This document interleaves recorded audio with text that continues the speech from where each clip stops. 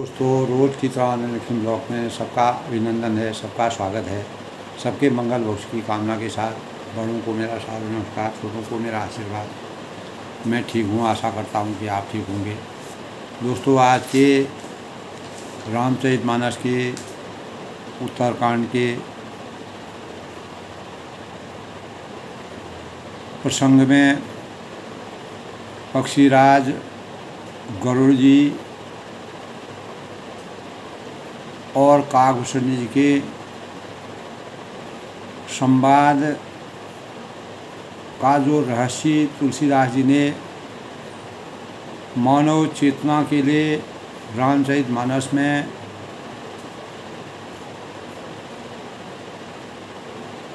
ज्ञान और अद्भुत प्रेरणा के स्रोत के रूप में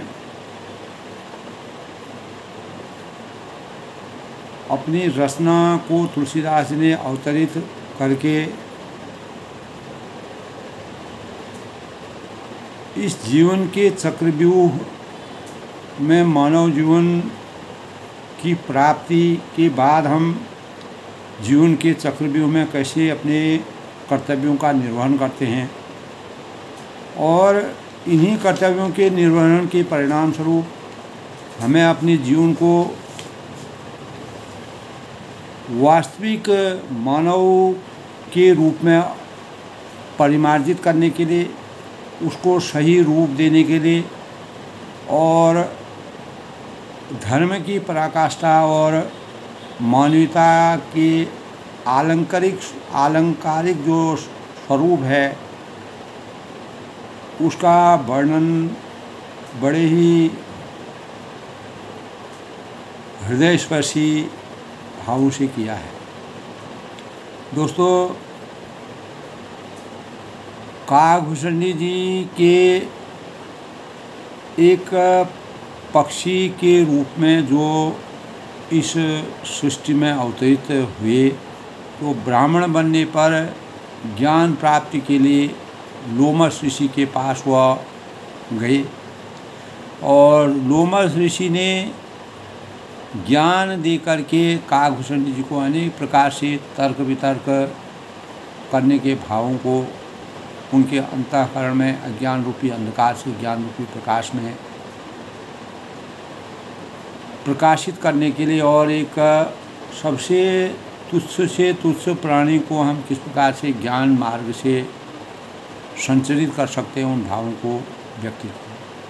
लेकिन काकभूषण जी के अंतःकरण में अनेक प्रकार के तर्क वितर्क आते थे और उनके व्यवहार से जो मुनि थे वह बहुत ही व्यथित हो गई। एक गुरु होता है, गुरु को अगर शिष्य जो है उसके उनके कर्तव्यों, उनके द्वारा जो भाव होते हैं उन भावों के अनुसार जो अपेक्षा होती है उसके अनुसार कार्य नहीं करते हैं तो गुरु जो है व्यथित हो जाते हैं। तो तभी उन्होंने लोमस जी से अपने श्री राम जी के भक्ति के लिए काकभूषण जी को अपार ज्ञान से संचित किया था।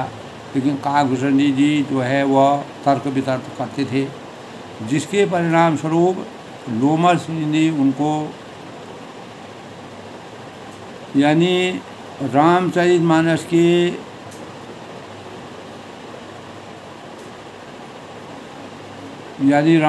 रामचरितमानस के पुण्यों को प्राप्त करने के लिए भगवान राम के द्वारा हिंदू साहित्य में चित्रित एक ऋषि जो लोमस ऋषि थे, उनको रामचंद्र के भक्ति के लिए उन्होंने मार्गदर्शन दिखाने का प्रयास किया। तो तुलसीदास द्वारा भगवान रामचंद्र के बारे में एक अवधि कविता काकभूषण जी भक्त के रूप में उनको दर्शाने के लिए और उनको कौवे के रूप में गरुड़ जी से रामायण की कहानी सुनाने के भावों को उन्होंने व्यक्त किया काकभूषण जी ने। भगवान राम की लीलाओं को स्मरण करते ही काकभूषण जी का शरीर प्रेम आनंद के रूप में परिणित हो गया और वह अपने जीवन में पुलकायमान हो गए, जिसके परिणाम स्वरूप शंकर जी ने उनको अनेक प्रकार से कौवे को वापस वाल्मीकि जी ने जो है राम मंत्र यानी तुलसीदास ने उनको राम मंत्र के रूप में एक पात्र के रूप में रामचरितमानस में राम भक्ति और इच्छा मृत्यु का वरदान यानी भगवान शंकर ने उनको दिया था। लीन होने के कारण और भक्ति में आसक्त होने के कारण भगवान राम भक्ति में आसक्ति के कारण भगवान शिव ने सर्प के रूप में जो है अपना रूप धारण किया, क्योंकि काकभूषण जी को अपने ज्ञान से अहंकार और दंभ हो गया, जिसके परिणाम स्वरूप शंकर जी नाराज़ हो गए। उन्होंने उनको श्राप दिया कि 1000 वर्ष तक तुम तुच्छ प्राणी के रूप में जीवन यापन करोगे, और गुरु के श्राप को कम करने का जब गुरु ने उनको 1000 वर्ष तक तुच्छ प्राणी के रूप में अवतरित होने के लिए कहा, तब शंकर जी ने उनके श्राप को कम करने के लिए देवताओं की प्रार्थना करने के लिए कहा। तो शिव ने कहा कि 1000 जन्मों के बाद काकभूषण जी जब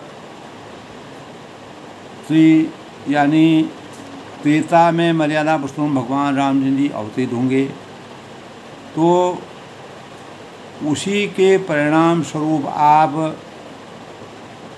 1000 साल के बाद जब राम भक्ति की वास्तविक आसक्ति आपको प्राप्त होगी, तो उन्हीं की भक्ति के भावों से जब आपको ज्ञान प्राप्त होगा, उसी ज्ञान के परिणाम स्वरूप आप सत्संग के सानिध्य से गरुड़ जी को भी राम कथा का अध्ययन कराएंगे और उनको भी रामायण के बारे में पूरा ज्ञान कराएंगे। तो इस प्रकार के भावों का संचार दोस्तों काकभूषण जी के जीवन में उन्होंने तब वह अपार ज्ञान के परिणाम से उन्होंने गरुड़ जी को, शंकर जी ने फिर उनको गरुड़ जी को भी उनके पास भेजा, और जिसके परिणाम स्वरूप यानी उन पर मतलब गरुड़ जी का जो संशय था, जो भ्रम था, जो शंका थी, वह हमेशा के लिए समाप्त हुई, अपार ज्ञान की प्राप्ति हुई।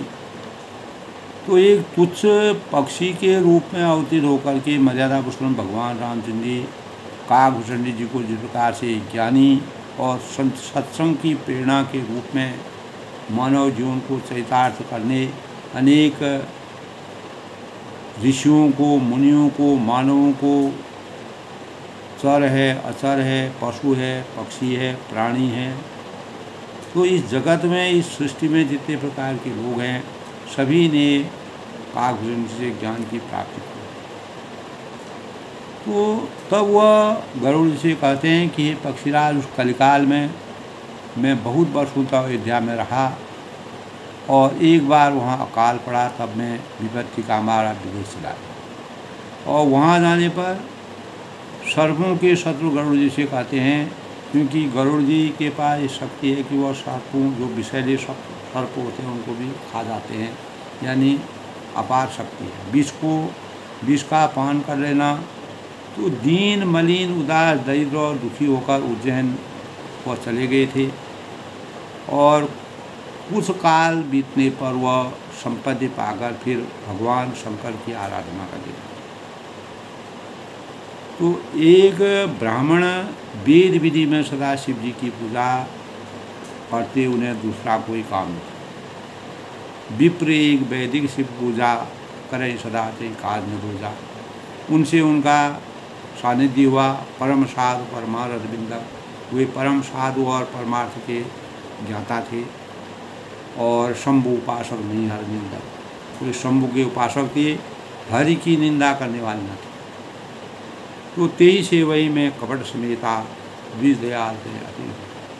तो कागभूषण जी को जब रामचंद्र जी की अपार शक्ति शंकर जी की भक्ति प्राप्त हुई तो उनको अभिमान हुआ, अभिमान दम्भ हो गया, क्योंकि उन्होंने कहा कि मैं सर्वशक्तिमान हो गया। स्वाभाविक है दोस्तों, अगर भूखे को रोटी मिल जाती है और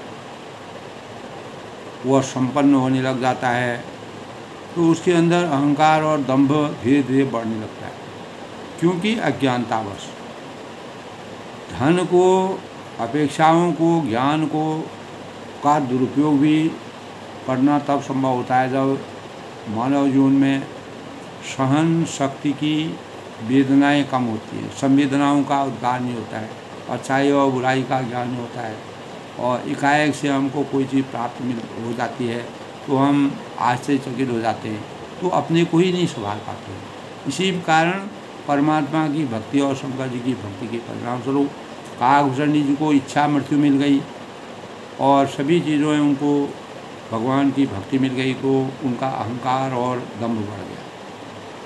तो उनके अंतःकरण में वो खुद कहते हैं, तेई सेवा में कपट समेता द्विज दयाल अति निज। वही ब्राह्मण जो है राम भक्ति के लिए जिनको आसक्त उनके सानिध्य में भेज रहे थे, उन्हीं के प्रति उनके अंतःकरण में कपट की भावना थी और वह चाहते थे कि जो ऋषि मेरे को समझा रहे हैं, बुझा रहे हैं, ये मेरा अहित कर रहे हैं, क्योंकि अज्ञानता पूर्ण रूप से जीवन से दूर नहीं हुई। तो इसीलिए जीवन में अज्ञान को दूर करने के लिए गुरु की सानिध्य में जाना परम आवश्यक है। इसलिए मर्यादा पुरुषोत्तम भगवान रामचंद्र जी और चारों भाई जो है बचपन से ही गुरु के सानिध्य में गए, विश्वामित्र जी के गए, वशिष्ठ जी जो उनके कुलगुरु थे उनका ज्ञान लिया। तो इससे हमारे अपने संस्कारों और भक्ति के प्रति और परमात्मा की आसक्ति को हम जानते हैं। तो तब वह कहते हैं कि तेई सेवा में कपट समेता, मैं कपट पूर्वक उनकी सेवा कर रहा था। एक निष्काम और निस्वार्थ भाव से सेवा न करते हुए मैं कपट भाव से उनकी सेवा करता था, क्योंकि द्विज दयाल नीति के था। ब्राह्मण बड़े ही दयालु और नीति के यानी नीति जानते थे, दयालुता थे, उसका मैं फ़ायदा उठा रहा था। जिस प्रकार रावण ने अपने जीवन में मर्यादा पुरुषोत्तम भगवान राम ने अनेकों बार दूतों को भेजा, विचार विमर्श किया, तर्क वितर्क की, लेकिन वह अज्ञान व सीता जी को हरण ले गए।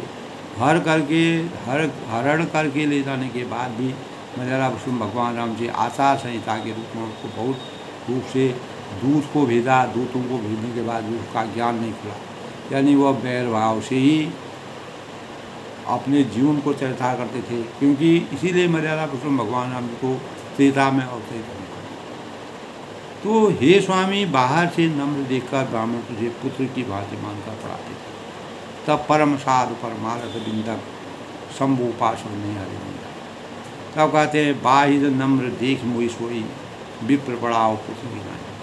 वही ब्राह्मण जो मेरे को पुत्र के समान मेरे अनुरक्त थे, मेरे जीवन को समर्थवान बना रहे थे, तो शंभु मंत्र मोई दिल कर दीना, शुभ उपदेश विद वर दीना। तब उन्होंने मेरे को, ब्राह्मण श्रेष्ठ ने मुझको शिव जी का मंत्र दिया, अनेकों प्रकार के शुभ उपदेश दिए, शुभ उपदेश विद विधि कीना, और मैं शिव जी के मंदिर में जाकर मंत्र जपता था और हृदय दम्भ अहमित अधिकारी, जिसके परिणाम स्वरूप मेरे अंतःकरण में दम्भ और अहंकार की वृद्धि होगी, यानी सर्वे गुणा संपन्ना के भाव अवतीर्ण होंगे। जिस प्रकार रावण जो है अहंकार के वशीभूत होकर के, क्योंकि शिव जी के द्वारा उनको वरदान मिला था, उसी वरदान के परिणाम स्वरूप रावण ने जो है अपना कुप्रभाव दिखाया, अहंकार दिखाया और परमात्मा से बैर मोल लिया। बैर के भावों से उसने अनेक प्रकार के गलत कार्य किए, जिसके परिणाम स्वरूप मर्यादा पुरुषोत्तम भगवान राम जी को इस सृष्टि में अवतरित होना पड़ा। अनेक प्रकार की लीलाओं को करने के बाद रावण का अंत करना पड़ा। तो मैं खलमल संकुलमती नीच जात वश में, तब कहते हैं कि जो अज्ञानी होते हैं, जिनमें ज्ञान की कमी होती है, मैं दुष्ट था, नीच जाति का था, पापमयी था, मलिन था, और बुद्धि वाला मोहवश हरि के भक्तों और दूसरों को देखते ही जल उठता है। तो जो ज्ञानी लोग, उनका जो बुद्धि होती है, पराकाष्ठा होती है, जो नीति को जानते हैं। अगर कोई नीच और अज्ञानी व्यक्ति उनसे दूर रहने की कोशिश करता है, क्योंकि विष्णु भगवान से द्रोह करता है।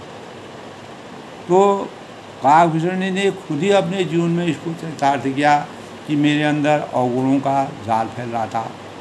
तो दुखित देख आचरण मम गुरु नित मोहि प्रबोध, दम भी नीति की भावई मोह उपजय अधिक हो। तो गुरु जी ने मेरे आचरण को देखकर, दूषित आचरण को, उन्होंने बार बार जब वो गलती करते थे, अपने अनीति करते थे और अहंकार और दंभ में आसक्त रहते थे, गुरु जो है सन्मार्ग का प्रयोग करने की कोशिश करते थे, उसके जीवन को सही करना चाहते थे। वे मुझसे नीति भली भांति समझाते थे, बुझाते थे, मैं कुछ भी नहीं समझता था और मैं उल्टा जाता था। तो जैसे गुरु के ज्ञान का वह दुरुपयोग कर रहा था, सही नहीं करता, मुझे अत्यंत क्रोध उत्पन्न होता है, दम्भी को। इसलिए काकभूषणी ने खुद कहा है, तुलसीदास ने काकभूषणी जी को एक पात्र के रूप में, रामायण के एक पात्र के रूप में उनका वर्णन किया है। और जो दम्भी होते हैं, अहंकार घमंडी होते हैं, जो उनके अंतर्बल में जब उनको कोई चीज़ मिल जाता है तो उनका अहंकार बढ़ जाता है, नीति के अनुसार वो काम अनीति में चले जाते हैं। तो इस प्रकार जो है मर्यादा पुरुषोत्तम भगवान रामचंद्र जी की सानिध्य में आने पर उन्होंने ही, काकभूषणी ने सबको गरुड़ जी को ज्ञान की बात बताई। और अपने इससे पहले जो कलयुग में जो जिस प्रकार के भाव थे, और उन्होंने उस दुरुपयोग जो भक्ति का किया, उसका भी उन्होंने पूरा संवाद किया।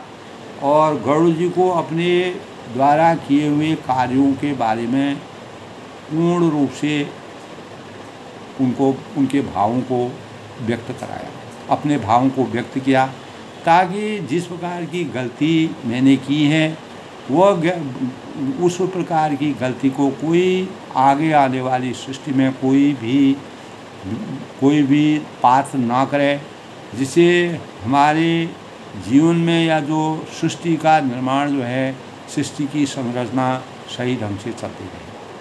तो इस प्रकार गरुड़ जी ने जिस प्रकार से स्वयं के दोषों यानी अहंकार और दंभ हमारे जीवन के लिए कितना हमारे जीवन को बुराइयों में धकेल देता है, और हम अनेक प्रकार के ज्ञान की प्राप्ति करते हैं। ज्ञान की प्राप्ति के बाद भी अगर हमारे अंतःकरण में अहंकार की छाया आ जाती है तो हम उसको दूर करने में हमें बहुत परेशानी होती है।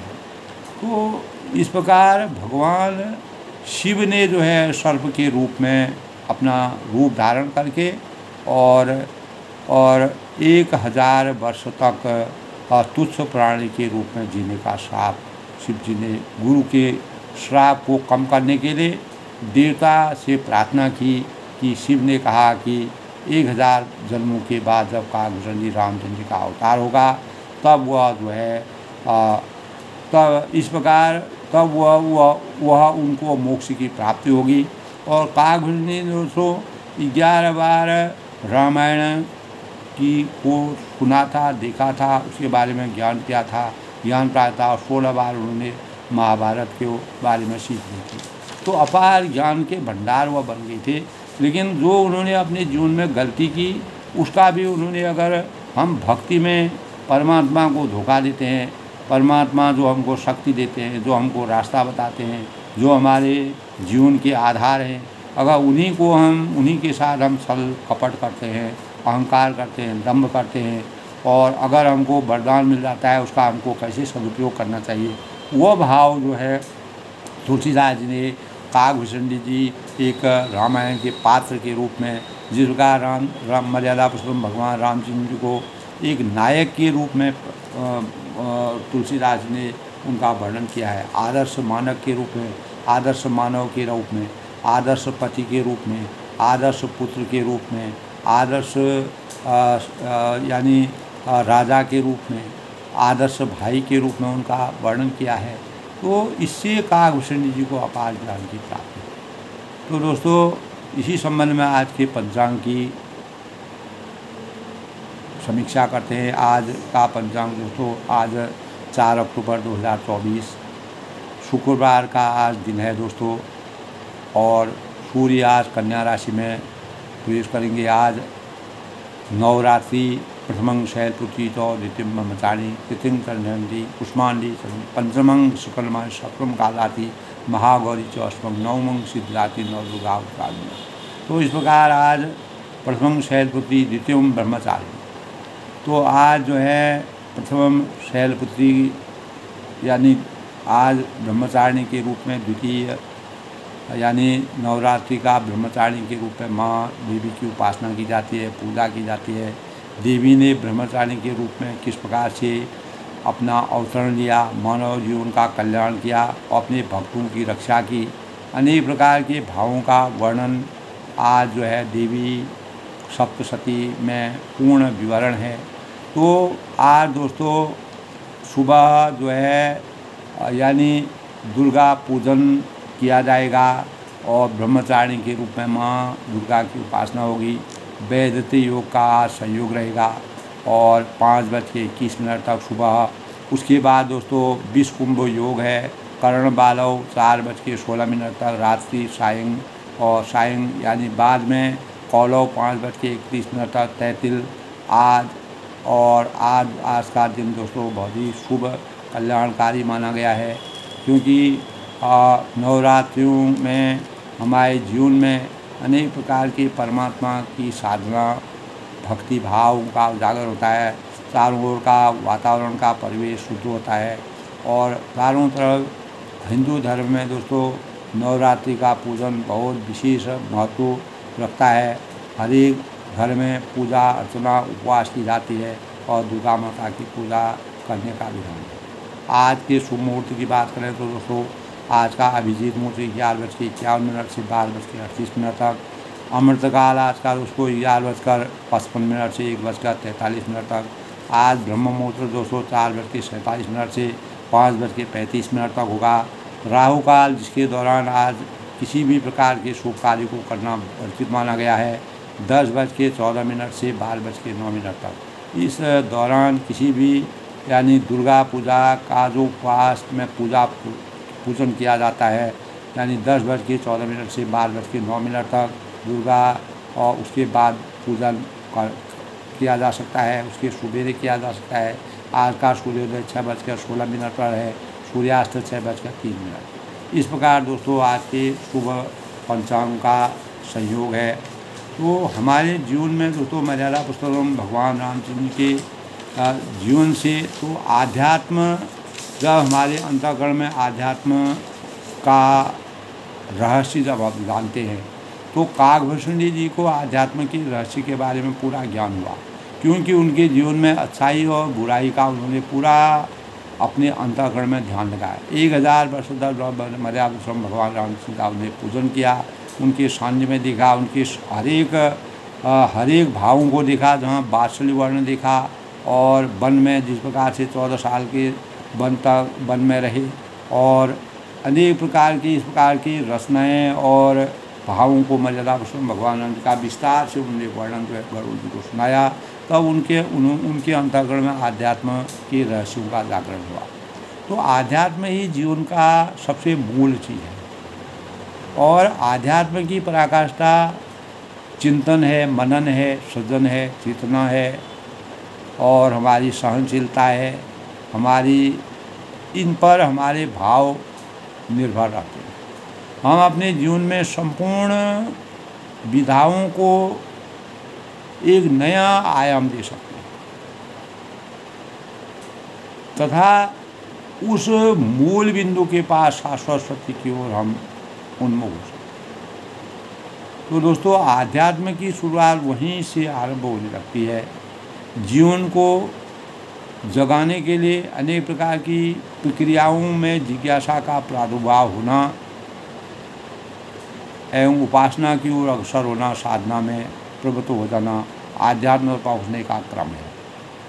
यही भाव जो है काकभूषण जी एक नीच पक्षी के रूप में जब उनका जन्म दिया तो उनको अनेक प्रकार के अच्छे और बुरे भावों का, अपनी अज्ञानता क्या होती है, ज्ञान क्या होता है, उसके भावों का उनके अंतःकरण में आध्यात्म के रहस्य को जब उन्होंने जाना तो लंबे समय से सत्संग करने की उनको प्रेरणा प्राप्त हुई। मर्यादा पुरुषोत्तम भगवान राम जी उस पर अपना पूरा आशीर्वाद प्राप्त किया।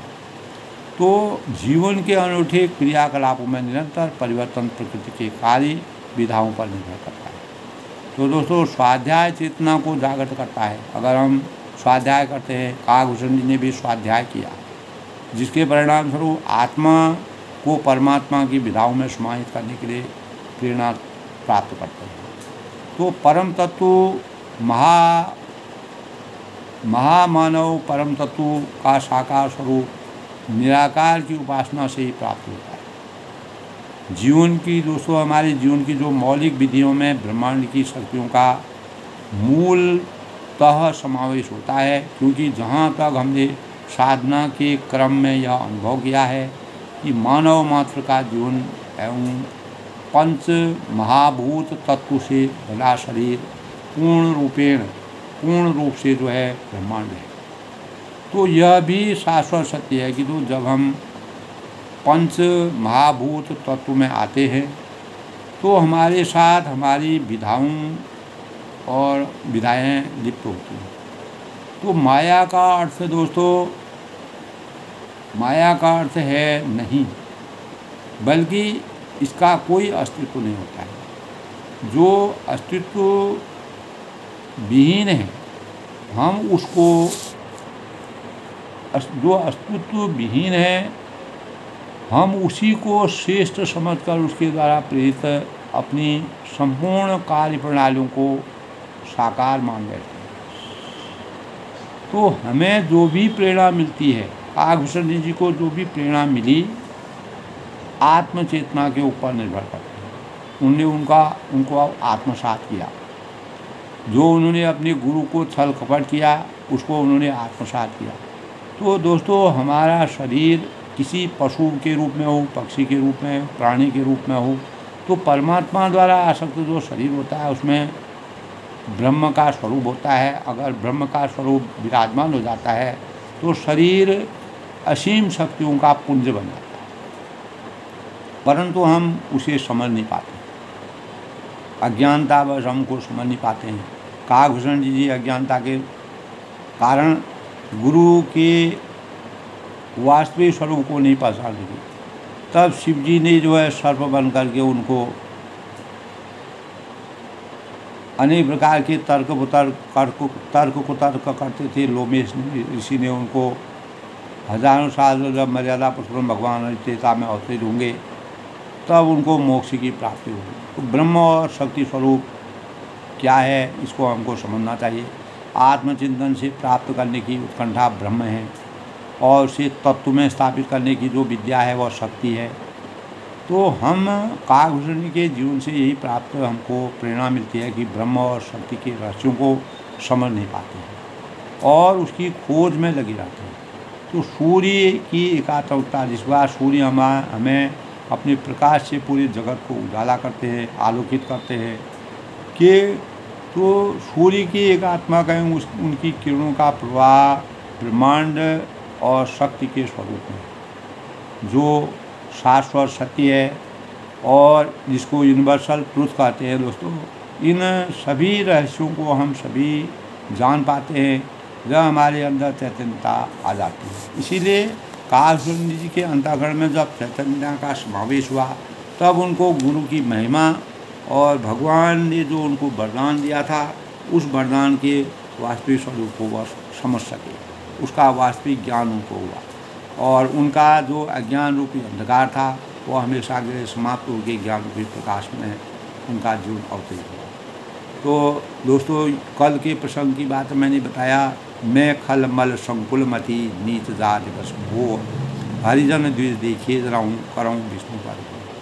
तो तभी कहा उसे नहीं कहते हैं कि मैं दुष्ट नीच जाति का पापमय मलिन बुद्धि वाला मोह बस श्रीहरि के भक्तों और द्विजों को देखते ही जल उठता था। तो विष्णु भगवान की द्रोह करता था, जो मुझे नहीं करना चाहिए। भगवान रामचंद्र जी विष्णु के अवतार के रूप में हैं।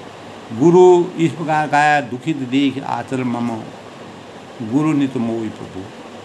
और गुरु जी मेरे आचरण को देखकर दुखित थे, व्यथित थे। वे नित्य मुझे नित्य भली भांति समझाते थे, बुझाते थे, ज्ञान की पराकाष्ठा और भक्ति के स्वरूप को अंतर मन में उजागर करने के भावों का संचार करते थे। दम्भई नीत न भावही मोहि उपजई अति को। लेकिन अहंकार के कारण और नीचता के कारण जो दम्भी हो जाता है, घमंडी होता है, अहंकार होता है, उसको नीति अच्छी नहीं लगती। रावण को जब नीति की बारे में समझाया, वह सबको जानता था, नीति अनीति सबको जानता था, लेकिन बैर भाव से होता था, उसके अंदर अहंकार आ गया था। और वह मर्यादा पुरुषोत्तम भगवान राम जी के हाथ से उसको मोक्ष की प्राप्ति के लिए उसने अनेक प्रकार की लीलाएँ की। तो मर्यादा पुरुषोत्तम भगवान राम जी ने भी उसको ऐसे लीलाओं से उसके जीवन को एक प्रकार से प्रेरणा के रूप में उसके जीवन को अतिरिक्त करने, और जो गलतियां होती हैं, अहंकार होता है, घमंड होता है, अत्याचार होता है, उसका क्या प्रतिफल होता है। तब मर्यादा पुरुषोत्तम भगवान राम जी जब उसको कभी भी अहंकार के कारण कोई ज्ञान नहीं था कि मेरी मौत होगी, लेकिन मर्यादा पुरुषोत्तम भगवान राम जी ब्रह्म परमेश्वर जब रुद्ध हो जाते हैं, तो वह अनेक प्रकार की लीलाओं को मानव चेतना को जगाने के लिए ऐसे दुष्टों का, पापियों का अंत करते हैं।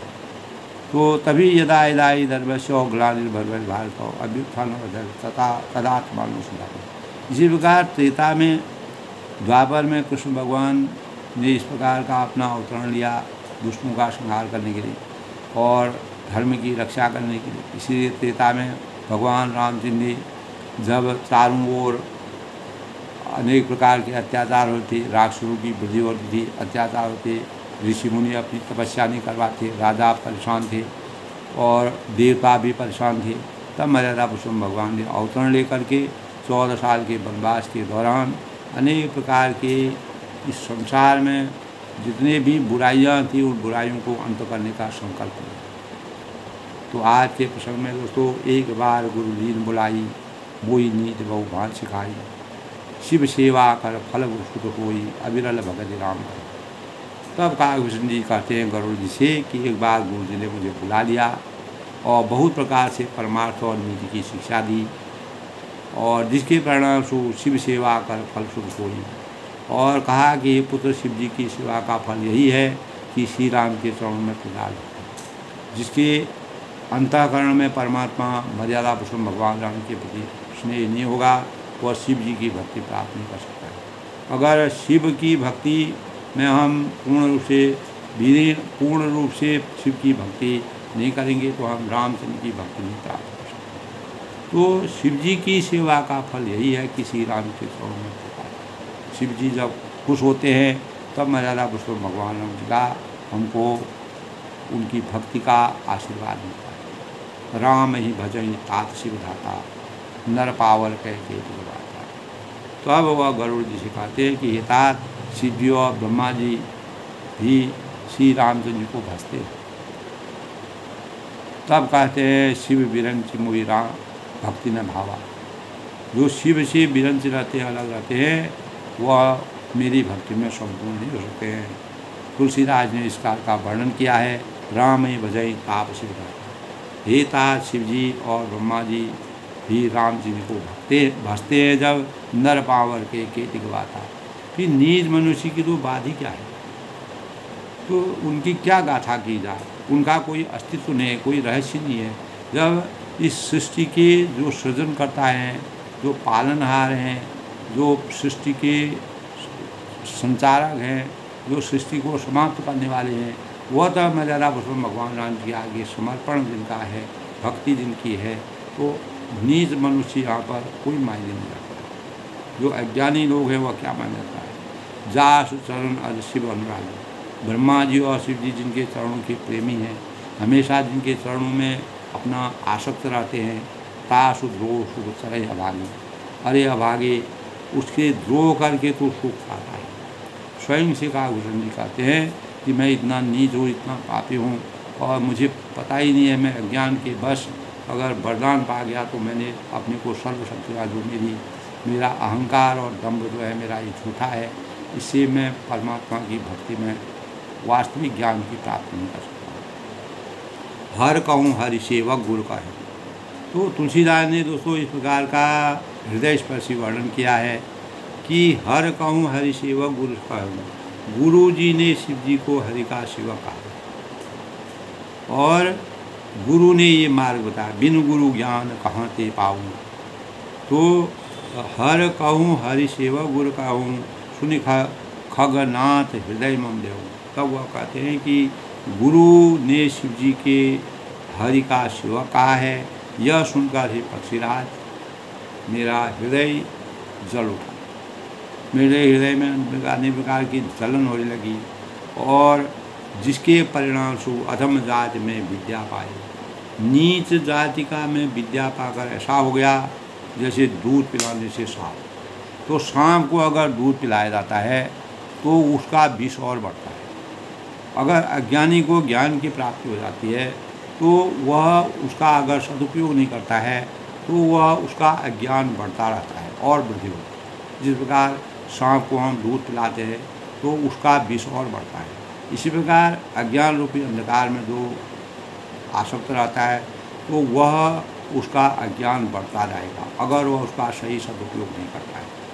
तो मानी कुटिल कुभाग्य कुजाति, गुरु कर द्रोह करऊँ बिन राति। अति दयाल गुरु स्वल्प न क्रोधा, पुनि पुनि मोहि सिखाओ सुधा। तब वह कहते हैं कि अभिमानी और मानी कुटिल कुभाग कुजाति, अभिमानी है और कुटिल है, दुर्भाग्य और कुजाति मैं दिन रात गुरु से द्रोह करता था। जब गुरु के सामने में गुरु ने मेरे जीवन को राममय बनाने की प्रेरणा से मुझे अनेक प्रकार का ज्ञान देने की कोशिश की, लेकिन मैं उसका दुरुपयोग करता था, जिसके परिणाम स्वरूप अति दयाल गुरु स्वल्प न क्रोधा, पुनि पुनि मोहि सिखाओ सुधा। गुरु जी के अत्यंत दयालु थे, उनको थोड़ा सा भी क्रोध नहीं आता। मैं कितना भी गलती करता था, अनेक प्रकार की गलतियाँ करता था, कपट करता था, गलत कार्य करता था और मुझे घमंड हो गया था, अहंकार हो गया था और थोड़ा भी वह कभी मेरे ऊपर रुद्ध नहीं हुए, नाराज नहीं हुए। मेरे द्रोह करने पर भी वो बार बार मुझे उत्तम ज्ञान की शिक्षा देते। यानी एक तरफ से लगातार शुभता का संदेश है तो दूसरी तरफ से वह शुभता जो है मिट्टी में मिल जाए। तो इस प्रकार से दुरुपयोग कहने का मतलब है तुलसीदास जी ने काकभूषण जी के माध्यम से अपने एक नीच प्राणी में अगर अज्ञान है उसके ज्ञान को दूर करने के लिए कैसे भावों की रचना, शिक्षा की महत्ता को न जानना और सही अनुकूल को प्रतिकूल कहना, तो ये उनके भावों से जब तक इस प्रकार के भावों का अंत नहीं होगा तो गुरु की प्रेरणा से यह प्राप्त होता है। लेकिन कोई लोग गुरु की प्रेरणा का भी दुरुपयोग करते हैं। जे नीच बढ़ाई पावा, सो प्रथमे तो हाथ में।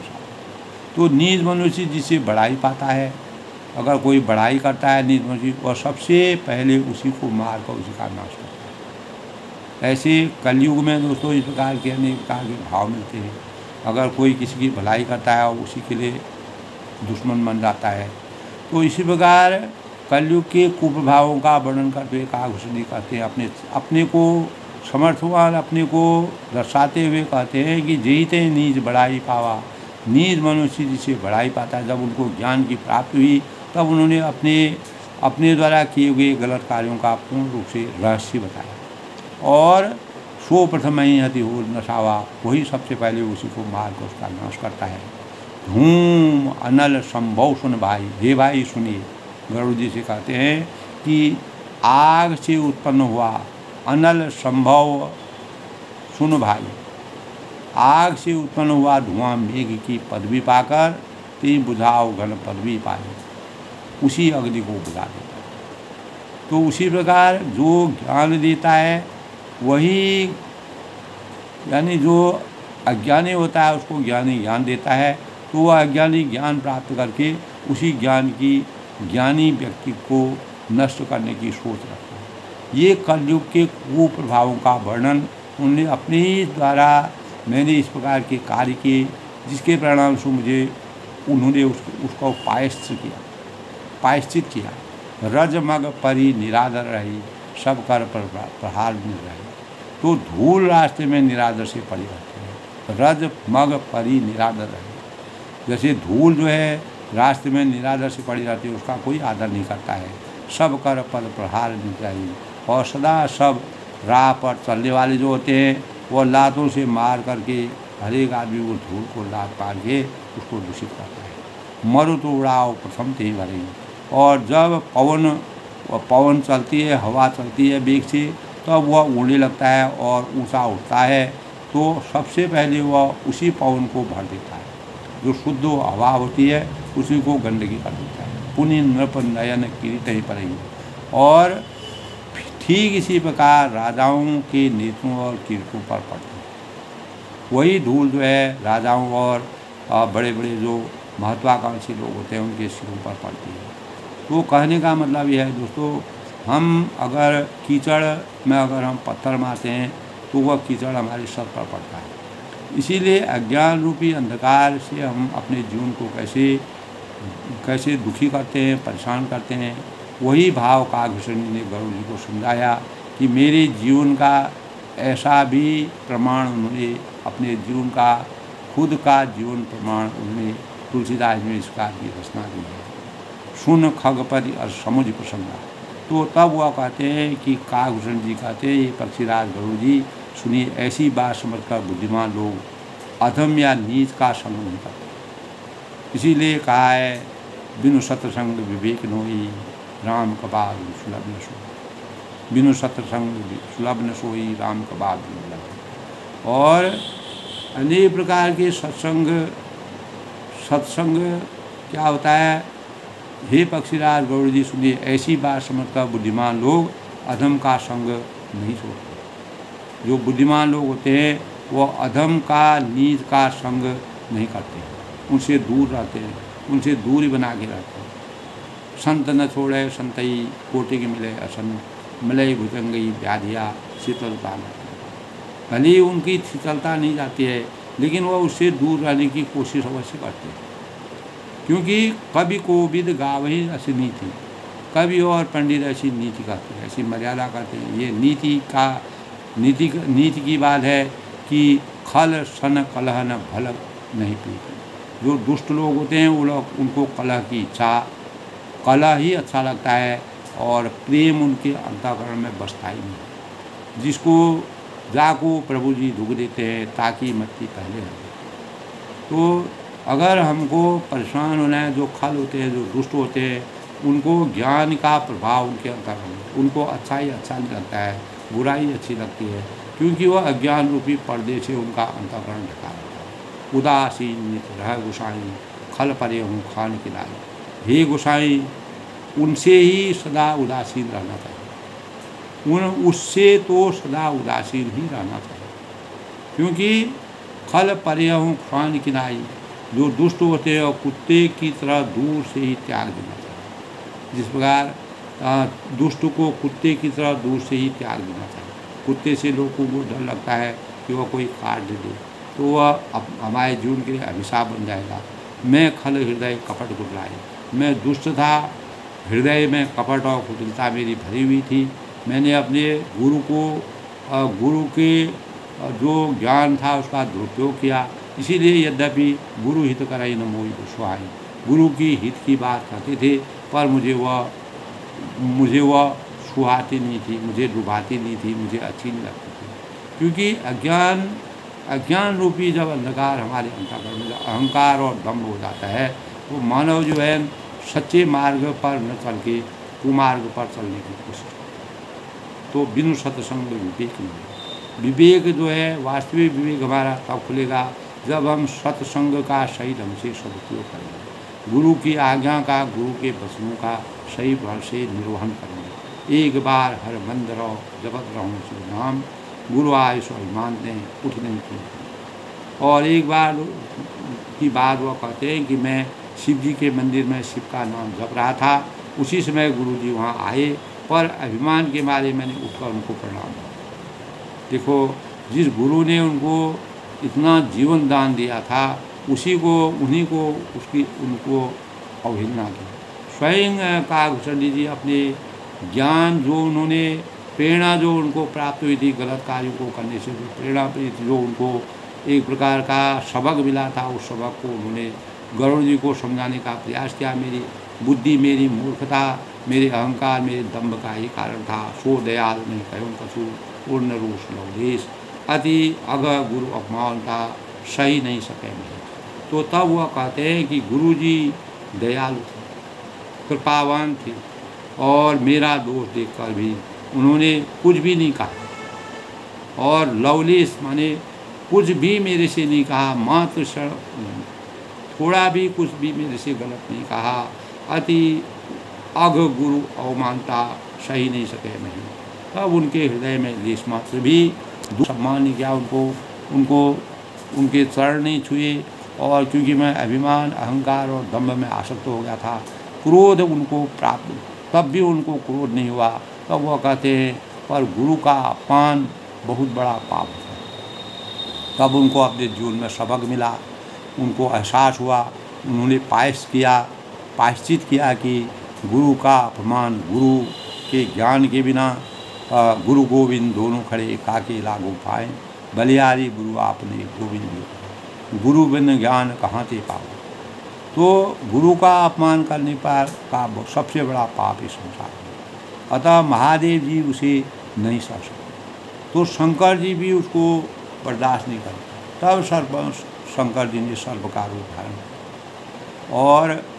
और कागभूषण जी को अनेक प्रकार की यातनाएं दे करके, और अनेक प्रकार के कार्य, मतलब यही है। तो अनेक प्रकार के शंकर जी ने गुरु के अपमान को, जो गुरु का अपमान करता है वह परमात्मा की भक्ति में समर्थवान नहीं हो सकता। ऐसे भावों का सुंदर ढंग से प्रयोग करके तुलसीदास ने जिस प्रकार के कागभूषण जी के जीवन से जो सीख गरुड़ जी को प्राप्त हुई, उनको पूर्ण रूप से उन्होंने, जैसे खेती करने में हम सिंचित खेती में पानी डाल करके सूखी खेती को सिंचित करके उसको हरियाली बनाते हैं, उसी प्रकार गरुड़ जी के जीवन को उन्होंने हरियाली बनाने का प्रयास किया। अपने कमजोरियों को, अपनी कमियों को, अपने अहंकार को, अपने दम्भ को दूर करें। तो दोस्तों, आज के रामचरितमानस के प्रसंग से हमें ये प्रेरणा मिलती है, हमें अपने जीवन में कभी दम्भ नहीं करना चाहिए, अहंकार नहीं करना चाहिए, हमें विद्या का सदुपयोग करना चाहिए।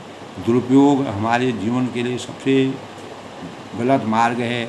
हम सही मार्ग का अनुसरण नहीं करेंगे तो हमें जीवन में पश्चाताप होगा, एक न एक दिन हमको अवहेलना का पात्र बनेगा, और अनेक प्रकार के पापग्रस्त जीवन को व्यतीत करके अंतकाल हमारा बड़ा दुखी होगा। कागभूषण जी के जीवन से हमको, उन्होंने इसी प्रकार की प्रेरणा देने के लिए मानव जीवन को उत्तरकांड में तुलसीदास ने अनेक प्रकार के, कागभूषण जी एक छोटे से पक्षी के रूप में अवतरित पात्र की जो संज्ञा दी, वह जो है एक नीचता यानी अज्ञान वश जो है, अज्ञान रूपी अंधकार के कारण उन्होंने किस प्रकार के गुरु के मान सम्मान के का ध्यान नहीं रखा, तो उसी का प्रायश्चित उनको करना पड़ा, जिसके परिणाम स्वरूप दोस्तों इस संसार में जो भी व्यक्ति बहुत ही पतित हो जाता है, कभी न कभी उसको ज्ञान की प्राप्ति होती है। तो इसी प्रकार कागभूषण जी के जीवन में भी यही हुआ। वह इतना नीचता में गिर गए थे कि तब उनका ज्ञान बढ़ा। और तुलसीदास जी के बारे में भी कहा गया है कि अपनी पत्नी के द्वारा उनको ज्ञान मिला, उसके बाद उन्होंने कितनी रचनाएं की और रामचरितमानस की रचना की। इसके बाद और भी अनेक प्रकार के साहित्य को साहित्य को इस संसार में जागृत करने का प्रयास किया। तो तब उनकी पत्नी ने उनके अपार मोह माया में लिप्त होने के कारण कहा, अस्थि चरण मम देह और तामे ऐसी प्रीत ऐसी जो श्री राम पर होए नहीं भाई। अगर परमात्मा के ऊपर आपका इतना ध्यान होगा जितना मेरे शरीर इस हाड़ मांस के शरीर पर है, तो एक दिन आपका कल्याण हो जाएगा। आप इस भवसागर से पार हो जाएंगे और आपका हमेशा के लिए जीवन धन्य हो जाएगा। तो परमात्मा की भक्ति तभी तुलसीदास जी को ज्ञान की प्रेरणा का संचार उनके अंतःकरण में हुआ। उन्होंने इतने बड़े रामचरित की रचना की और भी कितने साहित्य उन्होंने लिखे जो कि हमारे जीवन में पथ प्रदर्शक हैं, हमारे जीवन को अग्रसित करने वाले हैं, हमारे जीवन के लिए प्रेरणा के पात्र के रूप में हम आज भी उनके अध्ययन करते हैं, अपने जीवन को चरितार्थ करते हैं, अपने मार्ग को कुमार्ग को सुमार्ग की तरफ बढ़ाते हैं, प्रतिकूल को अनुकूल बनाते हैं, विकास अनेक प्रकार से जीवन के सिद्धांतों को सुनते हैं, संकल्पों को सुनते हैं, रहस्यों को सुनते हैं, अपने जीवन को आदर्श मानव जिस प्रकार रामचंद्र के को नायक के रूप में आदर्श मानवता के धर्म के प्रतीक के रूप में माना जाता है, उसी प्रकार हमें भी अपने जीवन को एक अच्छे कर्तव्यों के निर्वहन के लिए इस संसार में अपने जीवन को कर्तव्यों का निर्वहन करते हुए सही आचार संहिता के अनुसार जीवन यापन करना चाहिए। और काकभूषण जी ने जिस प्रकार से अपने अवगुणों के बारे में प्रायश्चित करने के भाव व्यक्त किए और तुलसीदास ने उसका हृदय स्पर्शी वर्णन किया है। सबके मंगल भविष्य की कामना के साथ उसको अपनी वाणी को विराम देते हुए कल फिर नए प्रसंग से आज के प्रसंग में हमको ये प्रेरणा मिलती है कि हमें अपने जीवन में कुछ भी हमको प्राप्त हो जाए, परमात्मा की प्राप्ति के लिए हमें किसी प्रकार की माया मोह और निस्वार्थ निष्काम भाव से परमात्मा के ऊपर आसक्ति प्राप्त करनी चाहिए। परमात्मा अगर हमको ज्ञान प्राप्त हो रहा है, ज्ञान का सही सदुपयोग करना चाहिए। अगर हम ज्ञान का गुरु द्वारा प्राप्त ज्ञान हमें जो शिक्षा प्राप्त की है, जो बुद्धि हमको है, उसका अगर हम दुरुपयोग करेंगे तो हमें जीवन भर पश्चाताप करना पड़ेगा। तो अपने जीवन को सही मार्ग का अनुसरण करने के लिए हमें हमेशा सद्मार्ग की ओर अग्रसर होना चाहिए। सब लोग प्रसन्न रहें।